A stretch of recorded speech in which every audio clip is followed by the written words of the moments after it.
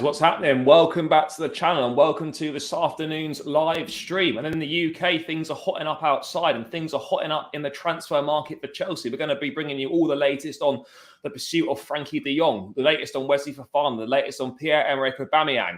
Obviously, the outgoings as well, the departures of Malang Sarr, Hakim Ziyech potentially moving closer to a departure as well. So it's a packed show, as always. Plenty to bring you guys. George, great to have you on board as always, mate. There's only one place to start, really. Chelsea's pursuit of Frankie de Jong, 24-year-old Dutch midfielder, currently at Barcelona. Obviously, you know, Man United have been tracking him virtually all summer. They've agreed a fee with him, but obviously he's not keen to join United.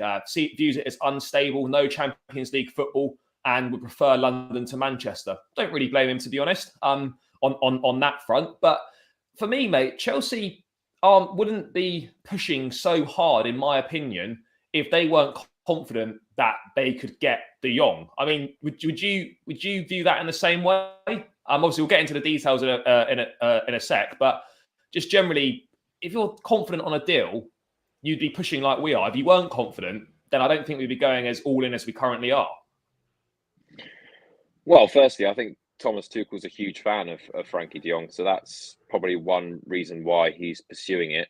And I think it's you know, everyone goes on about the forwards at Chelsea and the lack of return, but actually diving into more recent, you know, shows on the channel and the guests that you've had, I think it's also evident that we're lacking that creative midfielder in behind who can deliver on a consistent basis. And de Jong certainly fits that model in the way we want to play. And I'm obviously not saying Kevin De Bruyne's level, but someone of that ilk who can play those killer passes for those forwards. And I'm convinced that if we have that type of creative midfielder who can unlock those passes and play it in between the lines, I'm certain that the forward players, even if we didn't add to the forward players that we've got, I think they could improve. I think it's the lack of opportunities they get. Frankie de Jong obviously will probably want Champions League football. It's very clear from watching everything on Sky Sports unfold yesterday that he's unhappy at Barcelona. I think he kicked off about the situation. Obviously, he's going to have to take a serious pay cut if he wants to stay there. He's still owed, I can't remember how much it's money about it is. 17 million. Which it's an absolute farce there. I mean, I honestly don't know how that club's being ran and how they're getting away with this sort of stuff. On top of putting a priority of buying players over paying their existing players is just beyond me. But I mean, look, if we can certainly hijack this deal, because I think we've got more to offer than Manchester United. And the bottom line is, you know, if we can match the offer and we can offer Champions League football, I think there's only one outcome. Yeah, no, for sure. I think this is a deal that can definitely be done. But ultimately, this is purely down to what Frankie de Jong wants to do.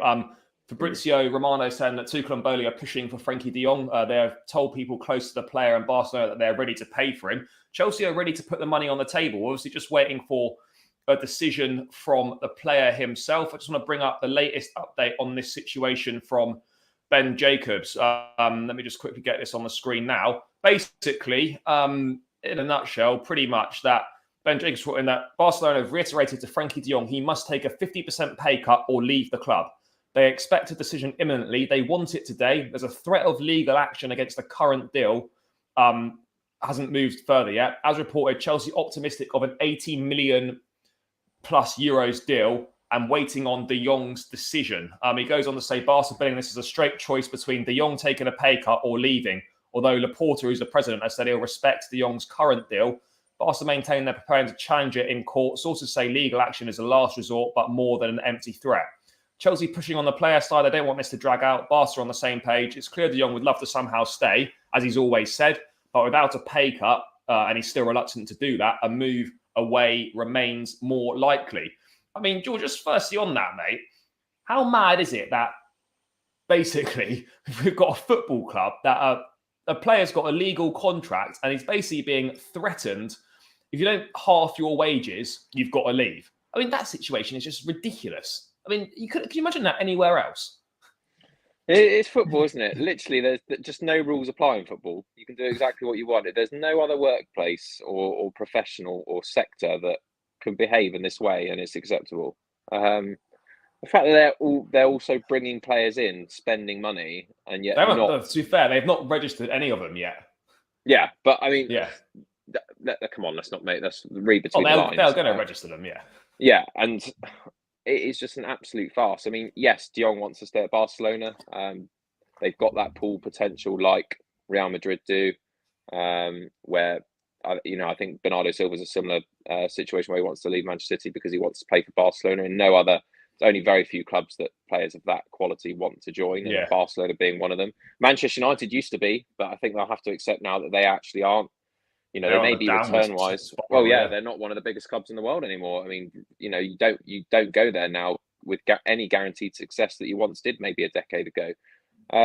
But mate, it's just mad, and football is just so badly regulated in pretty much every department, from the astronomical wages with no cap to financial fair play. I don't even know what that means, because there's no way that teams are being financially fair with the sort of money that's being involved. I think it's done on a 3-year cycle now, so it's done on a 3-year cycle. But yeah, it's a mad situation. I mean, but when you look at it in that terms, I mean, obviously, at the end of the day, mate, this is all down to the player.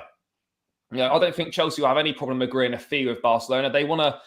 Man United, I think, had agreed a £71 million fee. Chelsea want to try and get a little bit under that if they can, but it's going to be around that sort of money. I mean, if this deal does get done, and we should really have a decision imminently, maybe later on today, maybe certainly by the end of the week, hopefully. I mean, sort of £65+ million, George. It's a lot of money. Do you think that represents, good value for De Jong? 24 years of age, Dutch international, phenomenal football player. I mean, he's young as well. Potential resale value there as well in a few years' time. It does tick the boxes, but it's a phenomenal amount of money, isn't it? Do you think that's money worth spending for De Jong? Oh, I think so. I think this is my biggest priority if I was in charge out of the three. To be quite honest with you, for the reasons that I expressed at the top of the show, I sometimes don't think it's a forward issue. Yeah. Oh, frozen. Yeah, I would say. I mean, I'll just pick up what George is going to say. Sorry, mate. You just froze. Then say that again. Don't think it's a forward issue. No, sorry. Yeah, I was saying. I honestly, I'm starting to think it's not a forward issue. Watching a lot of the games, and particularly, obviously, the first game of the season, there's no creativity from behind the forward lines. They're making the runs. We saw it time and time again with Lukaku making runs, just not being played in. Nothing. No killer passes. It's all very safe in and around the box and playing side to side very slowly with a low block. We need someone who can make that killer pass, and I think De Jong could raise the level of the forwards that we've already got. And for me, for his age, for the fact that he's played at the very highest level, I just think this one is top priority for us. I really do. Yeah, I mean, don't get me wrong. For me, I still feel this is it's getting closer, but it's ultimately all down to De Jong. If he really wants to stay, at Barcelona, he'll probably take the pay cut. It depends how much the money means to him compared to playing for his love of playing for the club. I mean, I don't doubt he's not settled there, but ultimately, all right, 50% pay cut or leave. 50% pay cut is a large, pay cut. But at the end of the day, it probably goes from it probably drops down to what, maybe just shy of 200k a week. He might drop down to. I mean, it's not exact, but at the same time, mate, at Barca, you never know when that money is going to actually hit your account anyway. So, I mean, yeah. But yeah, but you look at it that way, I suppose. Yeah, he wants to stay at Barca, so I still think, there's, I don't know, I still probably put it 60-40 that he still stays at Barca. I've just got a feeling. But then you see the clips of him yesterday driving into the training ground or leaving the training ground, wherever he was, and now you've got fans abusing him because he's not fucking taking a 50% pay cut. He's got a legally binding contract with the club. He doesn't have to do anything. At the end of the day, if they're financially fucked, that's not his problem. And if he wants to help them out, then he can. If he doesn't, then he's perfectly entitled not to. But I mean, George, what do you think De Jong's going to end up doing? We're expecting an imminent decision. Do you think he'll take that 50% pay cut, or do you think he'll actually want to leave? Well, I think we all know from all the reliable sources that are out there that he's made it quite clear that he wants to stay at Barcelona. So I think even though the situation at the moment is quite damning, obviously they're going to try, the journalists and whatever are going to try and create some sort of noise from this story because it's out there, and there's no denying that it's a problem that needs to be solved. But not that it's the same situation, but it is similar to Ronaldo saying, in another way, he said he wanted out. Everyone was pretty much sure that he was going to leave, and he still hasn't. So, I think for me, I'm with you on that. I think there's more likelihood of him staying at Barcelona.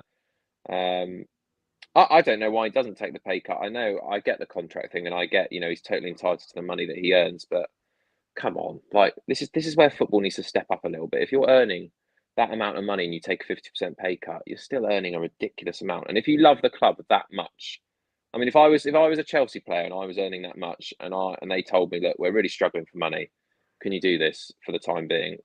I don't think I would have any questions, to be honest with you. I think also though, but they're like, sorry mate, but Barca are like, he's deferred his wages, so they're not getting paid like weekly or monthly. It's getting paid in like a lump sum at the end of each season. Like De Jong's not been properly paid for like the last couple of years. I mean, I heard Gary Neville talking about it. I can't remember if that was exactly right or not, but they get paid. It's deferred wages, so it's paid at the end of the season. So they're not getting paid like, it's not like X 100,000 dropping in the bank every week. It is deferred wages. At the end of the day, yes, this is large sums of money, but if it's your job and you're being fucked about and not paid properly, then regardless of how much the money is, like, I mean, do you really expect him to leave? Like Rahman guy in the chat saying, like, personally, mate, none of us, if we're owed, I mean, look, De Jong's owed 17 million. If we're owed 17 million pounds, are you really going to leave that on the table and fuck off? Probably not. You're going to fight for it, aren't you? Yeah. But then what you have to ask then is why on earth are Barcelona allowed to go into the transfer market and even bid? I mean, why are they allowed to with the rulings of FIFA and all the rest of it? It just baffles me. If they're having to owe players that substantial amounts, then why on earth is it being allowed for them to even enter bids and markets and negotiations with other clubs for purchases? It just doesn't make any sense. Yeah, it doesn't make sense. But the De Jong thing's interesting, and ultimately, like, we can talk about it for you can debate it, talk about it for hours. At the end of the day, it's solely down to the player. If the player chooses to leave, like, for me, it's only Chelsea. If he wanted to go to Man United, he would have gone by now. They've been chasing him for 7-8 weeks now. So I think it's clear that if he wants to go, he'll come to Chelsea, and if he stays, then he stays.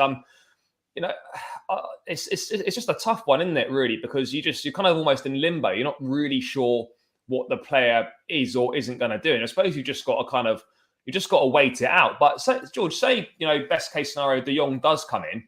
What do you see that doing for the Chelsea midfield? Because we've got Kante, Kovacic, Jorginho, Loftus-Cheek, Gallagher. That's 5. There's a few more in there that I probably can't remember now. But yeah, there's quite a few in there. It's a congested area. And if De Jong comes in, he's coming in on the premise that he's going to be starting most weeks. So what do you think that does for the midfield? Do you think that keeps... we're going to stick with the pivot, the 5 at the back, the pivot system, the 2 in the middle, or do you think that could signal a formation change? Because I just don't think that we're going for the amount of centre-backs we're going for. We're still going to be playing 3 at the back. So do you think there's a chance that if De Jong comes in, that maybe a Jorginho could possibly leave? I mean, there's strong interest from Serie A. No bids have materialised from Juventus. He's settled in London, but I mean, he could be tempted by a return to Italy if serious consideration was given to it by Juve. But what do you think the future of the Chelsea midfield is, George, if this De Jong deal does come in? Because it's, as I said, it's a very oversubscribed area of the pitch at the moment at the club. Yeah, well, I think he does come on the premise that he'll start, and I think he'd have to for that. From what I've read, I think Tuchel's a huge fan of his and would play him, giving him that creative license to express himself and to unlock the doors that we struggle to open in so many games. Formational change, perhaps, but again, because you've said about the amount of defenders we're trying to pursue at the moment, I doubt it. So yeah, I think a pecking order changes. I fear for players like Gallagher, because again, the way that Chelsea operate pushes him down. Well, it pushes him down. Doesn't it? Gallagher's not going to be ahead of De Jong. And then, therefore, do you look at maybe giving him another loan deal somewhere else? Obviously, Hudson-Odoi on his way out. Forward line, but yeah. Yeah, Loftus-Cheek. I think those players will be most concerned. I think the likes of Jorginho, Kovacic, Kante will all have, they'll play some sort of an integral role within the season, whether that's every other game or whether that's depending on the opposition. But I think for those up and coming players, the way the Chelsea model, and I have no reason to change my mind on the fact that I think the younger players, the youthful players, the homegrown players, unfortunately, just get shoved to the sidelines. Yeah, I mean, obviously, this is a big if, and it's just a hypothetical situation. We're still waiting on that De Jong situation. By the way, guys in the chat, if any De Jong stuff comes through on Twitter or anything whilst we're streaming, do let us know. I will have a little check on the Twitter. But yeah, there's no decision as of yet from De Jong. But yeah, you would think if he came in, then it does push the likes of Conor Gallagher further down. Gallagher's has been in the England squad. His World Cup. You might be thinking, well, if De Jong comes in, this is going to limit my minutes even further. Do I need to go on loan to maximise my chance of being in the World Cup? And he's still only 20, so he could go on loan again for a season and still have an opportunity at the club next year when Jorginho and Kante, one of or both, might have moved on. So there's still options for Conor Gallagher to succeed, even if it's not at Chelsea in that immediate short term. But yeah, on De Jong, it's very much just a waiting game now for Chelsea, waiting for his decision. And then we're going from there. I mean, George, the fee, do you think 71 million pounds, around the 80 million euros mark? It's expensive, but I guess that's just kind of the going rate these days for players, isn't it? You're not going to get someone of quality for much less, unless there's 1 year on the contract or something like that. I think it's quite a fair price for his age and the level that he's played at. Fully fed international, Barcelona, one of the biggest clubs in the world. 24. I couldn't argue with that price, and like I said, in the previous show that we did, I've kind of gone away from money in a sense, because to me it means nothing because it's not my money. So I think if we can get the player they want to come, just give them the blank check and get it done, and nothing can be worse than Lukaku. So from there, I just think. I also think another thing that people need to remember as well with money, having spoken to a few journalists on the show in the last few weeks, is that a fee reported. So say, I don't know, we've spent, the Cucurella deal, for example, 55 million plus 7 in add-ons. It's being reported as 63 million pounds when you see it on Sky Sports and things like that. Chelsea have not spent 63 million pounds on Cucurella. We don't know what the 7 million pounds on add-ons are. They could be highly unattainable, so we might not ever pay those.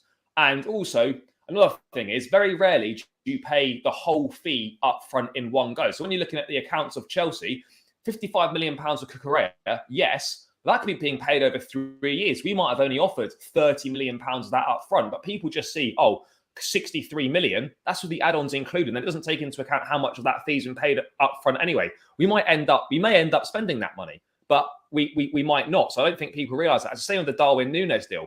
Like Liverpool, media reporting it as 85 million pounds. It's not. They've spent 63 million pounds up front, with the rest is in add-ons, some which might be achievable, some which might not be. So it's important to realise that actual fees reported in the media, take it with a pinch of salt, because very rarely is it all paid up front. And some of the add-ons as well are kind of, they're quite hard to reach in some cases. Some of them will be easy appearance-based add-ons and whatnot. But yeah, it's just important to realise that, guys. So a lot of people see the fee and think, oh, fuck me, you've paid, that's a lot of money to pay. And it is a lot of money, but it's not being all paid up front. So I just thought I'd clear that up. Let me just get to a few things in the chat very quickly. What we got here, football style. Before we move on to Aubameyang, George, Wilfried Zaha has kind of been one that's been loosely linked with Chelsea. 29 years of age. He's obviously proven in the Premier League. Decent numbers for Palace last season, obviously in a mid-table side. He'd be relatively cheap, around the 25 to 30 million pound mark. It probably would represent an upgrade on Timo Werner, but I mean, I don't think Chelsea are seriously considering a move. But for me, this doesn't really move the needle much in attack. Yes, it'd be better than Werner, but I don't think it's pushing us on significantly to what we need. What would your thoughts be on a move for Wilf Zaha if it were to materialise? Yeah, he's versatile, can play across the front in any position really, and he does get a good return for Palace. I mean, he's their only kind of threat, isn't he? But he's quite consistent in being a danger man, and we've had troubles with him in the past. Good fee, still on the better side of 30. So it's a tempting one, but like you said, mate, it doesn't scream improvement to me. I mean, you look at the signings that Chelsea have made so far. I mean, they're almost colossal in the fact that all of those signings have drastically improved that position. Whereas I think Zaha just is kind of, like you said, it's a sideways move, isn't it? So maybe if we're desperate and our other options aren't through, then perhaps. But I think he's missed the boat on a big move. I honestly do. Yeah, I think he probably has as well. I think one thing that is telling with Wilfried Zaha is that for all his ability, he's now 29. And since he returned to Palace from his unfortunate spell at Man United, no big clubs have been in for him. Arsenal were quite strongly linked. Everton, I think, had a £70 million bid turned down for him because I think Palace were wanting ridiculous money back then when he had years on his contract and etc. But at the end of the day, I think that's quite telling that Zaha's got a year left on his contract and no one's really that interested in him. I think that sort of thing speaks volumes as well. I mean, look, don't get me wrong, I'm not going to cry about it if he did join and I'd fully back him, but I think there's probably better options out there available. And that's exactly what we're going to come on to now, George. And when this kind of broke last week, Chelsea interested in Pierre-Emerick Aubameyang, another forward from Arsenal, someone that Tuchel has worked with himself in the past at Borussia Dortmund, got very good numbers there. Aubameyang did under Tuchel, but again, it's different system, different league, etc. Not all these things are transferable. But George, it appears that that's the sort of the forwards that Chelsea are linked with. It's very much looking like in the forward line this summer anyway, we're going to be going for sort of forwards in their early to middle 30s and very much on kind of short-term deals to perhaps get us to next summer where we can maybe look to heavily invest in somewhere in attack. I mean, what are your thoughts on Aubameyang? Because we've seen him at Arsenal, great player. He's won a couple of golden boots there. And when he's on it, and he's a great goal scorer. And he's done pretty well at Barcelona. He's not been there that long, but he has scored a fair few goals there. Obviously, questions over his attitude. Obviously, Arteta forced him out. We don't really know what the real story is there. What would your thoughts be on a move for it? Because Tuchel's keen and he's like, come out and said as much as like he's the number one kind of attacking priority for Chelsea. I mean, what do you think on that, on Aubameyang? I'm torn on this. I mean, I first saw him play when I went to go and see him play in the Champions League against Arsenal when Jurgen Klopp was in charge. And I thought, who the hell is this player? I thought he was outstanding. And there's no doubt that his numbers are very good. You've just brought them up. That's yeah, that's under Tuchel. So that's at Dortmund. So 63 games, 56 goals and 8 assists. Again, phenomenal numbers. But again, when he was younger, perhaps in more of the prime of his career. And again, as I said, some of those goals will be Champions League, but majority of those goals will be Bundesliga, which is different league, different system, a lot more space in behind. But that doesn't take away from his finishing ability. But yeah, George, crack on, mate. So I mean, his numbers speak for himself, and he's a goal scorer. There's no doubt about that. Again, you've got, if you're playing devil's advocate, you've got the age to factor in. You've got the fact that didn't end well at Arsenal, and there's, for me, and I know you know this. For me, it's a lot about character when you buy players as well, and something about that just isn't right for me. The way that he was stripped of the captaincy, the way he kind of fell out. I don't know the ins and outs. So obviously, there's two sides to every story. I'm not solely putting the blame on him. Maybe he was unhappy. Maybe we was treated unfairly. That's fair enough. But didn't end well, did it? And again, I'm torn because I don't think. Sometimes I think Chelsea always go for this, prolific, world-known, the highest possible class we can get in terms of a striker. And sometimes bringing in those kind of under the radar players that have got a point to prove, and he certainly does have a point to prove, could end up being a good move for Chelsea and a smart move, because you could name the list. I mean, Shevchenko, Torres, all these players that have come in with the big names. Morata, huge names, huge numbers everywhere else across Europe, but ultimately it didn't work out at Chelsea. Now, there's no guarantee, obviously, with Chelsea's history, but what I do like about it is he's obviously going to be hungry to be back in the Premier League. He's got a point to prove, and he can go on the radar. Knows London as well. Yeah, and I don't think Chelsea. I think with this one, the expectations are far lower than what we've had in previous strikers. So therefore, I think he gets the edge with a little bit more time. And like you said, just before you brought it up, that's with the intention of possibly just filling in a gap for now with the preparation of really looking for someone next window. So I Yeah. think it could be a good move. Mate, do you know what? I was when I first saw it, I think last week or the week before, initially, like, oh, Chelsea interested in Aubameyang. I was like, what? Bit desperate. But actually, like, when you think about it, you know, Premier League proven. He's got a point to prove back in the Premier League if he was to come. And whatever you think of him, he has scored goals everywhere he goes. Scored loads of goals at St Etienne, scored loads of goals at Dortmund, scored loads of goals at Arsenal. He scored a fair few goals in Barcelona as well. And I think with Chelsea, as you said, mate, we've been down the route so many times of big name striker, big reputation, big money. Like, it hasn't worked out. And I think this one, for me, I don't know what a fee would be, but I don't think it would be an awful lot. I think it would be relatively risk-free. At his age, I think he's 32, maybe 33. It'll probably be a 2-year deal. And for the money to spend and for the quality and the potential you could get from him, I do think this is relatively risk-free if we do go for it. Tuchel knows him. He's worked with him before. Tuchel's pushing for it as well. So whilst we can have our opinion on it, if Tuchel wants him and thinks he can get the best out of him, then I'm all for it. But I mean, George, if he does come in, how would you see him fitting in? Do you think he starts over Havertz? I mean, I'd certainly start him over Havertz, given how poor Havertz has been. Do you think he adds that sort of X factor to the front line? Does he improve it? Because again, it's that same problem we talk about in terms of creativity. We've got a great finisher and goal scorer in Aubameyang, but that doesn't really solve creating the chances for him, does it? I mean, yes, it will improve the front line to a degree, but if we've not got a supply chain coming, then do you still think, regardless of who's there, it's going to be an issue? Well, that's why I said, for me personally, and I know it's not Chelsea's priority, but for me personally, De Jong is the number one priority, because if you can sort out someone in the middle of the park who's that creative, who can work, link together and find that connection with a striker, I think you've got something special there. And we've seen it at Chelsea with Fabregas and Costa, Lampard and Drogba. We've seen it at other clubs with now De Bruyne and Haaland.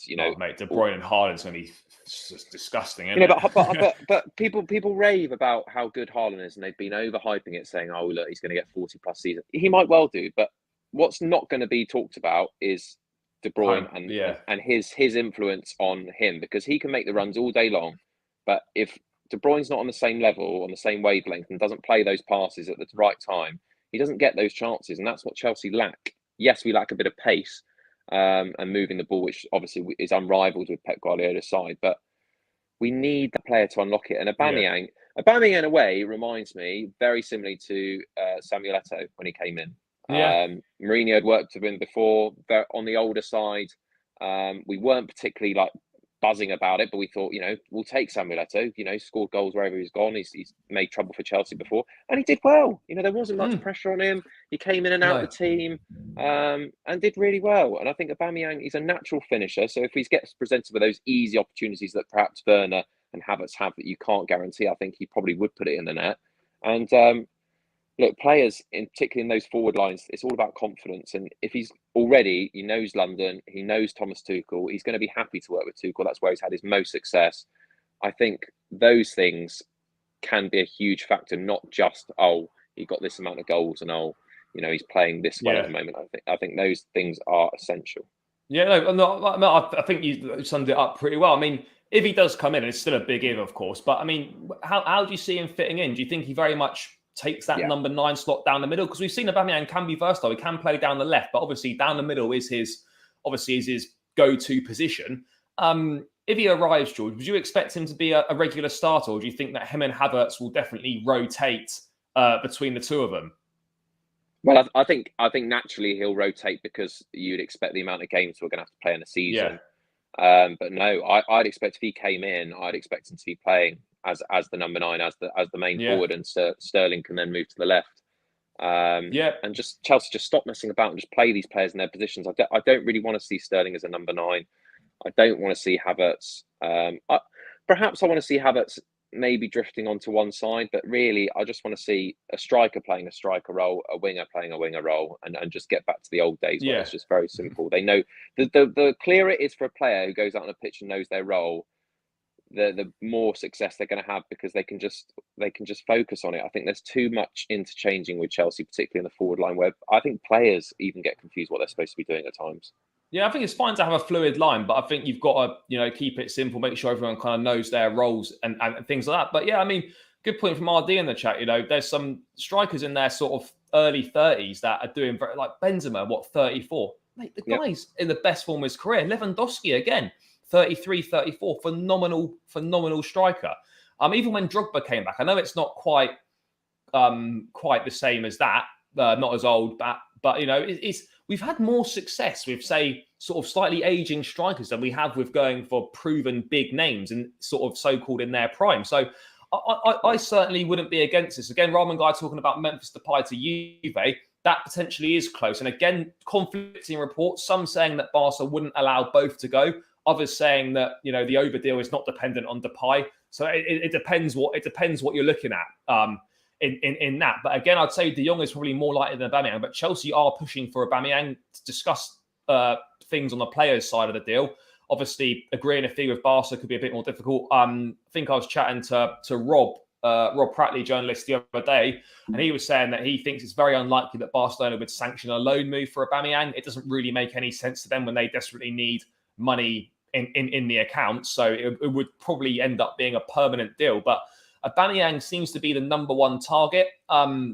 Memphis Depay, I think, is pretty much going to go to Juventus. Just need to sort out his contract termination with Barca. And if Juve are prepared to pay his wages, I think he's going to sign a 2-year contract there. But other than, we've touched on Wilfried Zaha, but other than that, George, there doesn't seem to be that many names going. I mean, there obviously will be other names on the list, but I don't think they've kind of come out in public as such. There will be names on the list. Chelsea, we're fully aware that we can't get Aubameyang. It's not like, oh, fuck, who do we go for? There will be a list of people there, but we obviously haven't received that yet. But Aubameyang is obviously the main target going forwards there. But George, let's move on to centre-backs.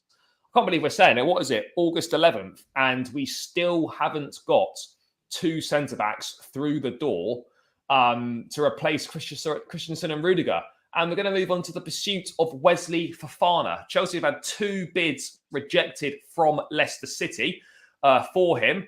I'm just going to bring up the latest now on the thing on the Fofana deal. The 3rd bid is imminent. It's not gone in yet. There's Kinsella in the Evening Standard reporting that Leicester are holding out for a world record fee for a defender for Wesley Fofana, but Chelsea hope to complete a deal for less than the 80 million paid by United for Harry Maguire in 2019. Todd Boehly and Begdad Bali are still locked in talks with the Foxes. Now, obviously, Fofana wants to move. It's clear.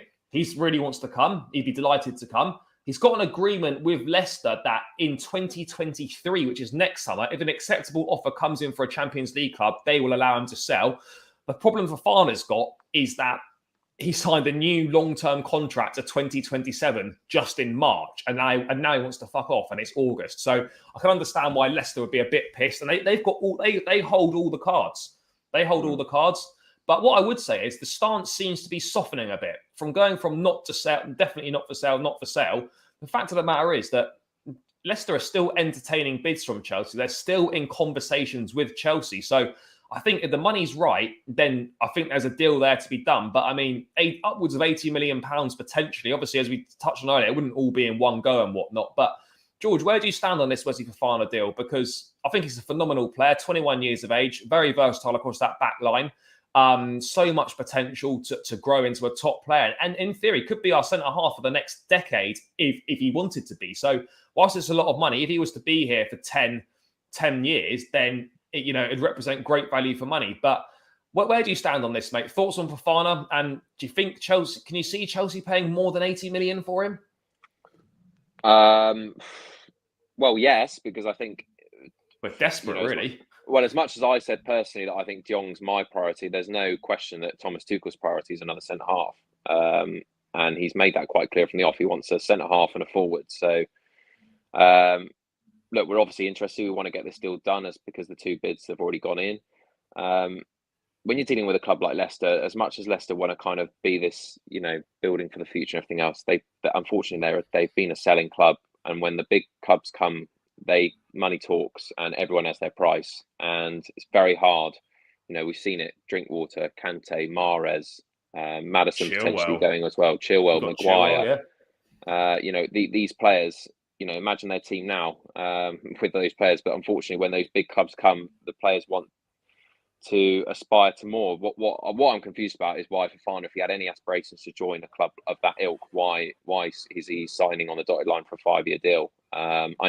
I know contracts don't really mean anything these days anyway. Just means you get more money for a player, basically. Yeah, and it protects maybe like managers and clubs if they leave or they get sacked early, that they get some sort of compensation. But other than that, it's irrelevant, the years on the contract. So I think the only thing that plays into their hands because of the years is the price. I wouldn't be surprised if Chelsea break the record fee for it. I mean, 80 million for Harry Maguire is an absolute joke if you look at it now. I mean, he's probably worth it should probably be worth someone. You'd actually probably have to pay someone to take him off the hands. I mean, he's worst signing I've ever seen in terms of the history of defenders in the Premier League. It's got to be close for that price. Yeah. I mean, I know Lukaku costs more money, but I reckon Maguire has probably been a worse signing. But that's a different conversation. But yeah, I mean, on Fofana himself as a player, George, money aside, what are your thoughts on him? I think it'll be perfect for Chelsea's backline, wouldn't it? Given the fact that Thiago Silva's 37, pushing 38, he's not going to be able to play every game. As you saw, the average age of the back three against Everton on the opening day was 100 combined. Right. Aspie, Koulibaly, and Silva is like 100 years old combined age. It brings the age down nicely. We've got Cucurella, who can fill in at left centre back in a 3 to add some cover there. We've got Chalobah to add cover as well, be 22. Fofana, I think, is 21. Tuchel was going on about needing to bring the next generation through, getting them ready. Having Cucurella at 24, Chalobah at early 20s, Fofana early 20s, Colwell out on loan to come back, he's 19. Like, you can see, as well as the present with what we've got, the future also looks pretty good defensively as well. But how would you see Fofana fitting in if we can get this deal done? Straight in. You straight in to start. You'd have to if you're paying 75, 80 million pounds. He's going to play, I think he probably just takes Aspie's role in the 3. But I mean, if you had told me that we would actually be improving our back line after losing Rudiger and Christian, I would have laughed at you. And to think that we've actually come out of this potentially with an even stronger backline than we did that won the Champions League. It's the one thing I'm really happy with Chelsea and what Tuchel's done magnificently since Lampard left is, I'm not over exaggerating. I honestly do think we have the best squad of players in that backline in Europe. I honestly believe that. The defensive options are phenomenal. And people say, whatever, Bayern Munich, but they don't play in the most competitive league. So we're gonna leak goals more than those teams anyway. And you could argue that City and Liverpool's starting backline is perhaps equal, if not, with Cancelo and maybe better. But I personally think that Chelsea as a squad at the back, if we add Fofana to that, I mean, that is one sexy backline. And that is one thing that I'm sure Chelsea may not be able to score a lot of goals and are boring at times. But my God, I'm confident if we add Fofana that we're not going to let many in. No, we can win games quite boringly. I'm quite happy with that. If we end up strolling in the season, finishing 1-0, if I have to see Everton that game 37 more times, I'm more than happy with that. Yeah, for sure. I mean, obviously, George, there's a small chance that we've got to talk about it. But if for whatever reason we can't get Fofana done, I mean, Chelsea must have alternative options. I mean, it looks Kimpembe's not going to happen. I mean, Skriniar is another potential option. But, I mean, it really is very much at the moment, it's pretty much all the eggs in the Fofana basket for Chelsea. And this is almost for me, mate, I feel like from a Chelsea perspective, this has to happen. Well, you say that, but I do think we need to take a leaf out of Liverpool's book in this one. I don't see a massive panic. If we don't get Fofana, I think there's no harm in waiting for that trigger where he gets in 2023 where he's allowed. That's what I was going to say, mate. Sorry to interrupt you. Do you think that if a Fofana deal is not possible this summer, do you think we should just scrap? Don't bother signing a centre back. Go with what we've got, and then if Fofana's the real target, just get him next summer. I mean, I could die by the sword on this one, but I do honestly think yes, because if we look at where we are as a club right now, if you're asking me, we need to win the league, then obviously we need to sign another centre half, but we're not going to win the league. So realistically, we need to close the gap. I still think we can close the gap and finish in the top 4 with what we've got. And that's if we add a forward, that's if we add a defender or not. And I think sometimes not buying is just as effective as buying. There's no point buying for buying's sake, in my opinion. Agreed. And I think the players that we've brought in show that Chelsea are going down a route where we're not just looking for the instant, instant adjustment. We're looking for players that can not only come in and face the music now, but like you said, are building for the future. Cucurella, one for the future when, Alonso, Chilwell, start to wind down. Koulibaly the same, going to take over that Silva role. Sterling could be 5-6 years at the club if he's happy. So I think just wait, mate. There's nothing wrong with waiting. They did it with Van Dijk, and they're reaping the rewards now. So I think that is probably the kind of the perfect example is the Van Dijk thing. Liverpool couldn't get him when they wanted him. They waited and then they got him. And obviously, look what's happened. I think with Fofana, if we really want Fofana, which we obviously do, there's no harm waiting a season to get it done rather than going and spending say 50, 60 million on a Skriniar because we're desperate. Just wait a season and get Fofana next summer. That's what I'd be more inclined to do. But then obviously the emotional side Are we desperate? Are we desperate? But then the emotional side of us would be like, oh, let's say we waited a year and then we go with what we've got. And then like you can tell we'll lose a few games or whatever, make a few errors at the back. And everyone will be like, oh, why the fuck didn't we sign Fofana? What are we doing? Why did we show no ambition? Do you know what I mean? Like, it's so fickle as football fans. But like, I do agree, mate. Rationally speaking, as things stand, like, that's what you want to do, If he's the target, do everything we can to get him, which I believe we are doing. But if it's not possible, just shelve that money, get a couple of attackers in, and then revisit him next summer and get him next summer. I think that's the best way to do it. By the way, guys, over 100 of us in here at the moment, so please do smash the likes. There's nowhere near that many likes, so please do get clicking that like button, guys. It really helps us out, helps the stream out, helps with the YouTube algorithm, helps it spread to more people. So smash those likes, and most importantly as well, guys, if you've not subscribed to the channel, please do subscribe to the channel now. There'll definitely be some of you in here that haven't subscribed, so please hit that subscribe button. It really helps us out, helps the channel out, helps us grow, and we'd really appreciate it. So smash that subscribe button if you haven't done so, please, guys. George, moving away from centre-backs then. Right wing back is an interesting one. Obviously, we do need cover for Reece James. Aspie is here, but I'd expect him to fit in at centre-back mainly. But again, he could fit in at right wing back as much as a lot of Chelsea fans wouldn't want to see it. We've also got Ruben Loftus-Cheek, who can slot in at right wing back. We've seen him do that. He came in against Everton and did it. He did it at times last season as well. Really only been linked with Denzel Dumfries from Inter Milan. There's not really been any other links there. I mean, I don't see Chelsea going for a backup right back now. In all honesty, if we're spending 80 odd million on Fofana, 70 odd million on De Jong, and then however much it costs to potentially get Aubameyang in, there's not going to be any money to spend really on a backup right wing back. So unless something remarkable becomes available, do you envisage us, really, we're going to go in with Loftus-Cheek and Aspie as backups to Reece James this season? It's just, for me, ideally, you want to cover all positions, but we've made it very clear that we're in transition. How many times Tuchel said we're in transition? It's not going to be solved in one window. No. I think if we were to get, remarkably, all three, De Jong, Fofana and Aubameyang, that would be an incredible window. It would be an absolute joke. Being a realist, we're probably going to get one, maximum two, and it's I think we'll get two of them.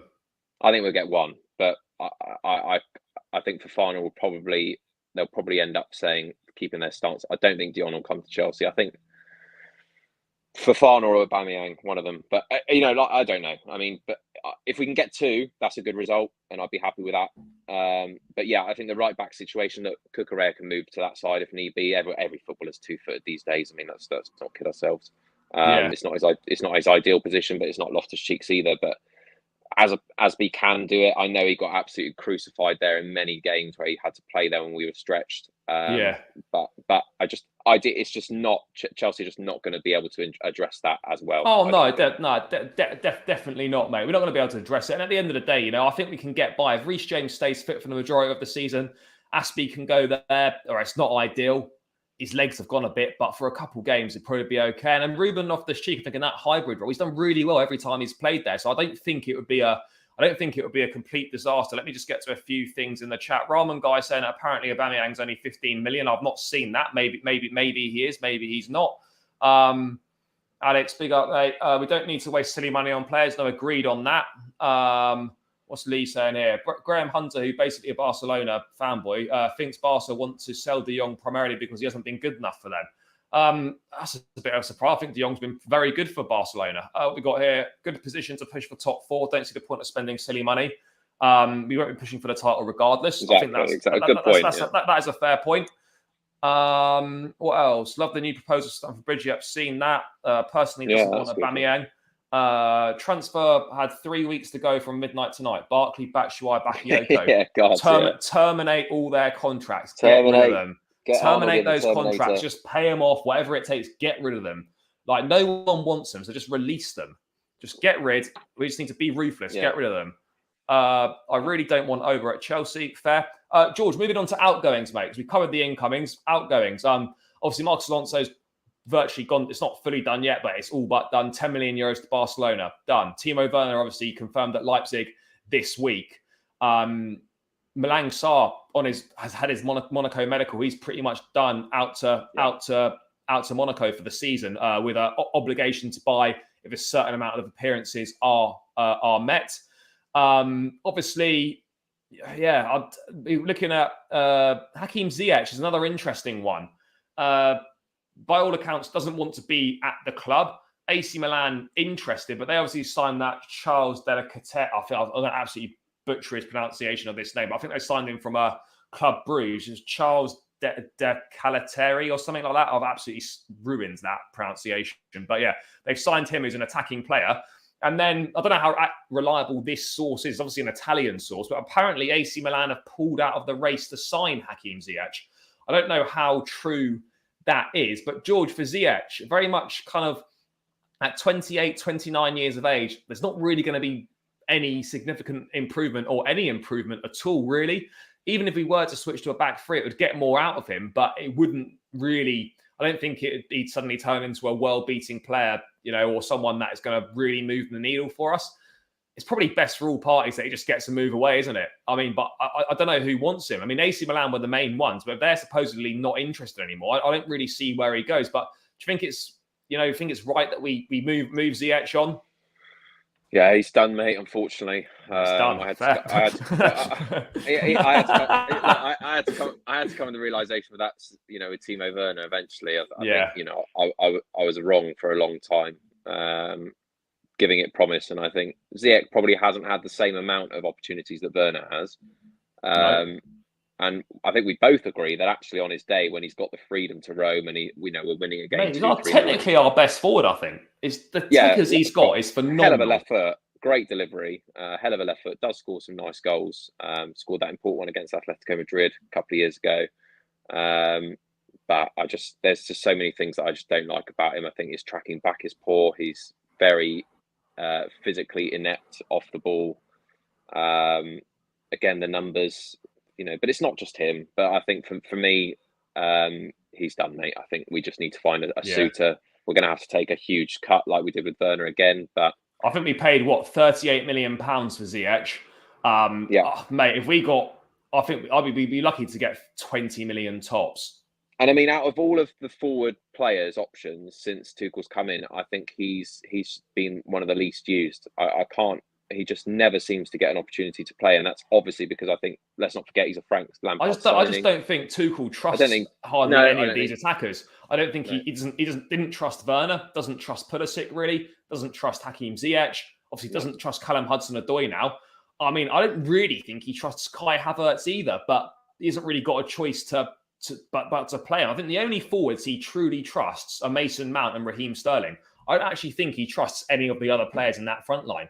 I just don't think he does. But obviously, we can't get rid of them all. But it looks like, George, that obviously Callum's going to go out on loan, make possible outside chance of a permanent. Werner's gone. If Ziyech goes as well, you think, well, that's 3 gone, plus Lukaku 4. Obviously, Brogier's come in to maybe fill one of those spaces. Fine. Not like for like, but it's an extra body back in the attacking line. Do you think Chelsea need more than one attacker? Well, yeah, I mean, from what we saw last season, we need lots of strikers to get goals. We need goals from wherever they come from. But again, it comes down to the transitional phrase that Tuchel uses constantly. This, even at the beginning of the season, he's not saying, "Oh, we're tied to challenge" or anything like this. He just says, "Look, we're in transition. We'll see how it goes." And I agree with your comment. I don't think he trusts the forwards that are there, but you've got to keep some happy because we're going to have some of those this season. Kai's going to be one of them. Yeah. We do, which, a lot have gone out this season, which does worry me slightly, but that then fills me with promise that we will bring in a forward of some sort in this window. So I think, with that amount going, I think we've got to balance it correctly. And look, there's no guarantee that Ziyech will be going anywhere. So we also have to consider that. I still, there's just a part of me, and again, I don't know if I'm just being, because people call me out because obviously I've said so much promise about Timo Werner. He's completely fucked it, mate, but I still do believe we've got forwards. Drum. I guarantee he goes back and scores lots of goals there. I guarantee it. Yeah, he will, mate, because there's been loads of space in behind in the Bundesliga. Yeah, and I've said this. I'm not completely stupid. I've said this. But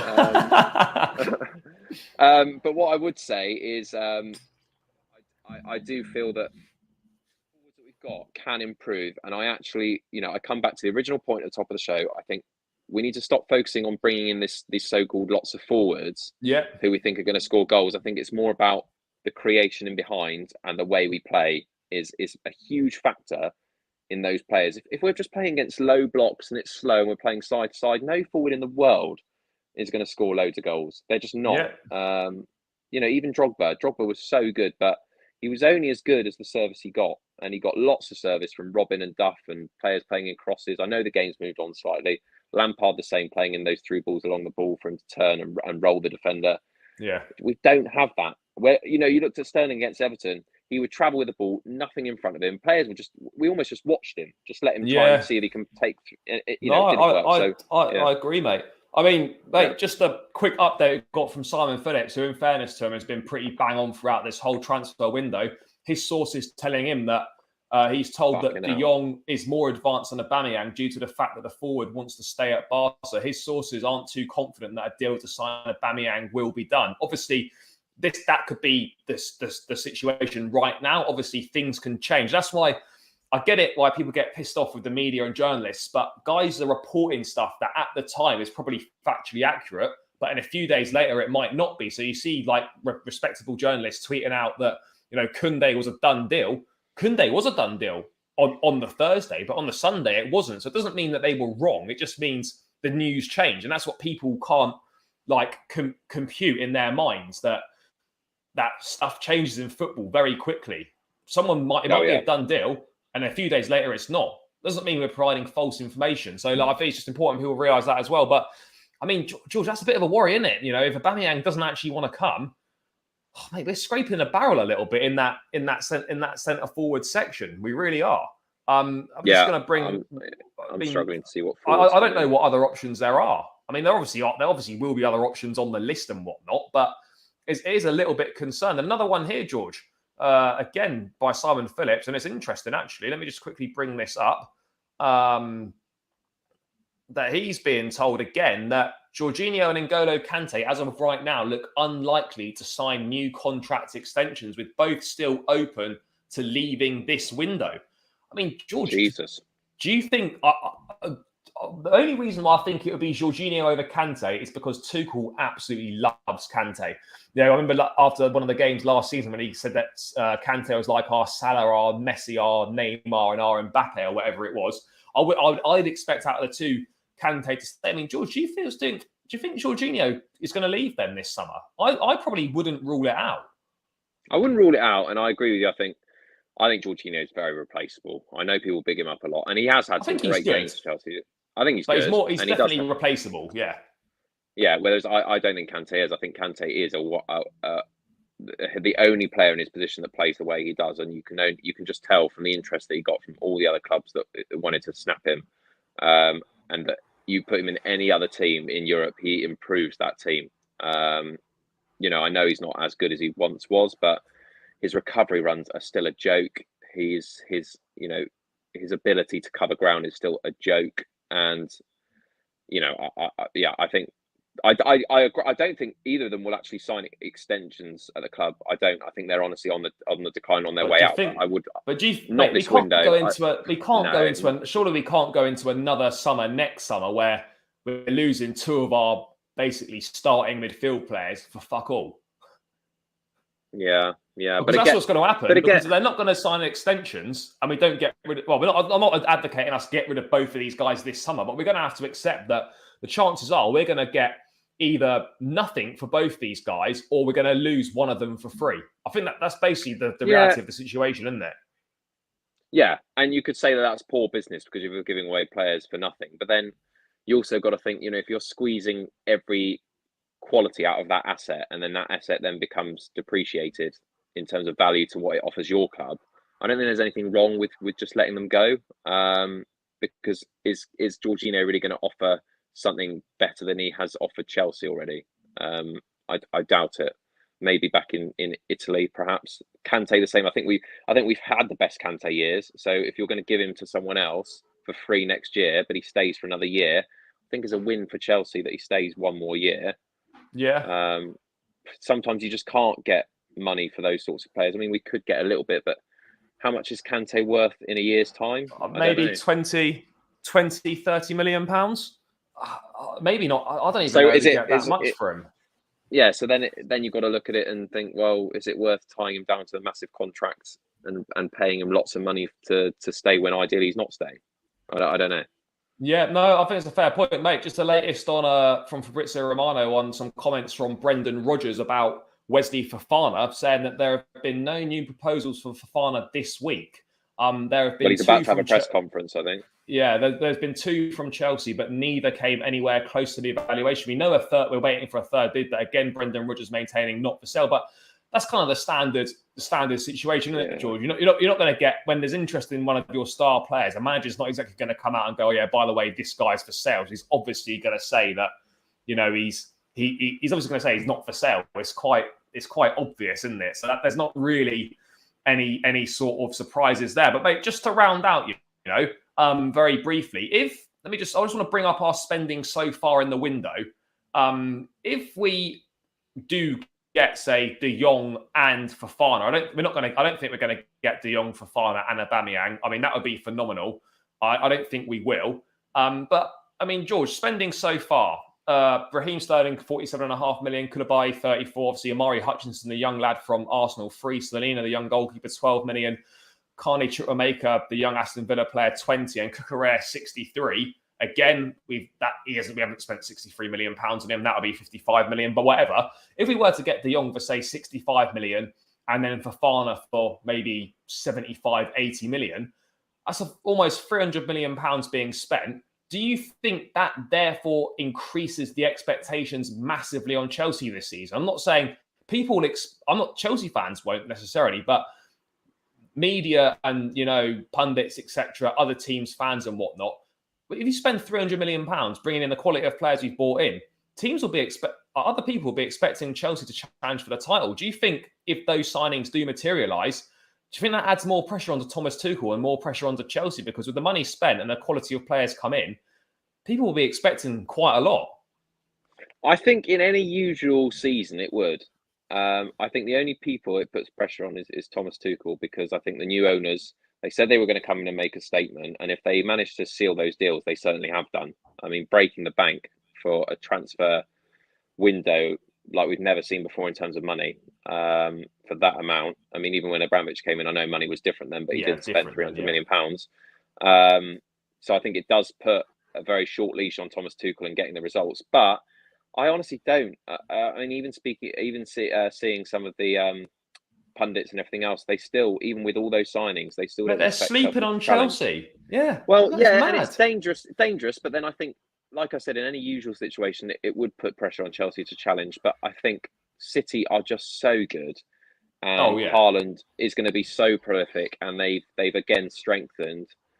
People just think that it doesn't matter what the other clubs do at the moment because it's up for City to lose, and that, I think there's an element of truth there. I think next season definitely there's got to be expectation, but I mean the only expectation for me is we must finish top 4. I mean we have to finish top 4. Mate, that's an absolute minimum requirement. But it's weird that pundits, like a lot of pundits, don't fancy Chelsea to come in a top 4, which just thinks an absolute madness. Well, it's mad. And I mean, again, we were speaking on our private chat, weren't we? And we were trying to say, right, put your top 4 in. I couldn't. You could have it any way round. You can't. I mean, we could come 4th, but for me, I'm sorry. I know this is going to be slightly biased, but I can't envisage any situation where Chelsea end up coming 5th. I just can't see it. Not at the moment, but football changes very. You know, if we It does change quickly. Yeah. Tuchel gets the sack, and we end up we start to lose games because we're not scoring goals in the striking situation, and we don't get the players in that we want. These players that we're talking about right now, things do change. But I still think Chelsea are strong enough. I mean, you only have to look at Manchester United, and again, I thought they were going to actually start to turn it around. How wrong was I? I think they're in an absolute mess. Arsenal do look improved. Spurs do look improved, but again, comes down to bottle. Chelsea have been there and done it. I can't at the moment. I can't envisage Chelsea finishing outside the top 4, but I think that is the expectation, just to close the gap. I don't think there's a huge, even with the signings coming in. I don't think it's like, right, Tuchel, has to get within. No, but there will. I do think, mate, we have to massively close the gap. If we were to spend £300 million this summer, we can't be finishing 20 odd points off the top again. I know third is third, but like if we're, I do think the gap does it matter to you though? If you finish runners up 20 points behind or runners up a point behind, does it matter to you? Well, at the end of the day, you're still runners up, but it is not. I totally get that point of feeling, but do you not think we need to be getting closer? So, like finishing, say we were to finish second and be 1 point behind, as frustrating as it would be, finishing second 1 point behind is better than second being 15 points behind. I think it is psychologically and in that one-off season, but then yes, it still gives you the same. You still got the same outcome, but I do think that second place, a point behind, is better than second place 15 points behind. It is, but I think people overplay this whole. City finished with 90 plus points, so next season they're going to get 100 points. Next season they're going to get 120. It doesn't work like that. No. So it doesn't mean that if you finish 20 points behind a team in one season, it doesn't mean that you've got to close the 20 points and some. It just means that in that season. They've done 20 points more than you. I think it's overplayed, but I agree. Maybe on a psychological term, being that much closer does make them look over their shoulders and think, "Shit, they really are in the mix now." I think that's what that does. But mate, don't get me wrong. Bottom line, it will put the pressure on. The gap. We've got to close the gap. Yeah, we have to. I mean, that seems like a good place to round out, guys. Been a great stream and stuff. And just one quick thing I wanted to reiterate on the Brendan Rodgers quotes is that. What was I going to say? Fofana has actually gone from not for sale, and then the language has changed to not reached our valuation in 1 week. So last week he was adamant not for sale. Now Rodgers saying that the two bids didn't meet the valuation. So in other terms, that's kind of like the negotiations would appear to be advancing because it seems to be a softening of the stance there slightly from Leicester City. So stay tuned this week on that. Stay tuned for Frankie de Jong as well. Could be some information today, tomorrow, hopefully by the end of the week. It could go into the weekend. We don't really know. But yeah, guys, thank you so much for tuning in live. Really appreciate all of you tuning in. Thanks for getting involved in the chat. Please, as I said, smash the likes and please do subscribe to the channel as well. Let's get those likes up, guys. Let's get those subscribers up. Would really appreciate all of the support if possible. So yeah, just on your way out, click that subscribe button and smash the likes. Very quickly, Ramen Guy, Pulisic for Zaniolo. I cannot see that happening at all. I don't think Pulisic would go to Roma, and Zaniolo is one of Roma's best attackers. So I don't think that is going to happen, unfortunately. But yeah, guys, as I said, smash those likes, get those likes up, click that subscribe button, please. Would really appreciate all of the support. Please do subscribe to the channel, and we'll be back either tomorrow or Saturday with a preview for the Spurs game and some more transfer news. So until then, guys, take care, up the Chelsea, and see you in a couple of days.